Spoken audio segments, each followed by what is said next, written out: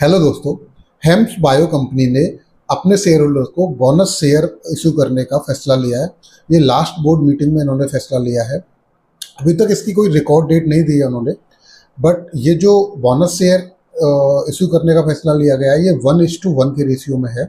यानी कि जो भी एग्जिस्टिंग शेयर हैं आपके पास उतने ही आपको नए शेयर मिलेंगे, नए बोनस शेयर मिलेंगे। यानी कि आपके जो टोटल नंबर ऑफ शेयर्स हैं वो डबल हो जाएंगे।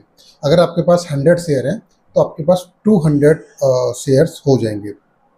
हेम्स बायो कंपनी है, ये फार्मास्यूटिकल में वर्क करती है।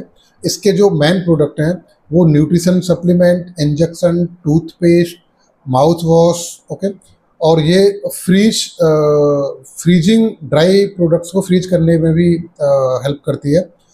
और अगर इसका हम सेगमेंट वाइज देखें तो फ्रीज ड्राइंग प्रोडक्ट से इसका 50.4% रेवेन्यू आता है। और इसका जो बाकी के फार्मा रिलेटेड प्रोडक्ट है उनसे 49.6% का रेवेन्यू आता है। इस कंपनी की इस समय जो प्राइस है वो 55 रुपये 25 पैसे है। 52 वीक लो जो गई थी 34 रुपीज़ गई थी और 52 वीक हाई गई थी वो 107 रुपये गई थी। मार्केट कैप इस कंपनी का 24 करोड़ रुपए है। बहुत छोटी कंपनी है, माइक्रो कैप कंपनी है। आरओई इसका 14 है।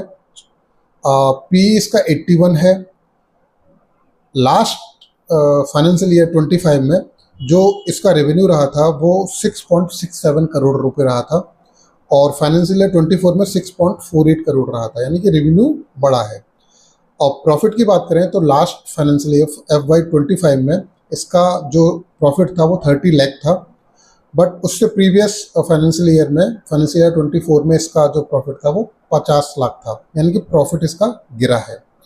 अगर शेयर होल्डर पैटर्न की बात करें तो टोटल इसके इस समय 410 शेयर होल्डर्स हैं। FY24 में इसके 589 शेयर होल्डर थे, नंबर ऑफ शेयर होल्डर कम हुए हैं। अगर शेयर होल्डर पैटर्न की बात करें तो प्रोमोटर के पास जो शेयर होल्डिंग है वो 72% प्रोमोटर के पास है, बाकी रिमेनिंग रिटेल के पास है 28%।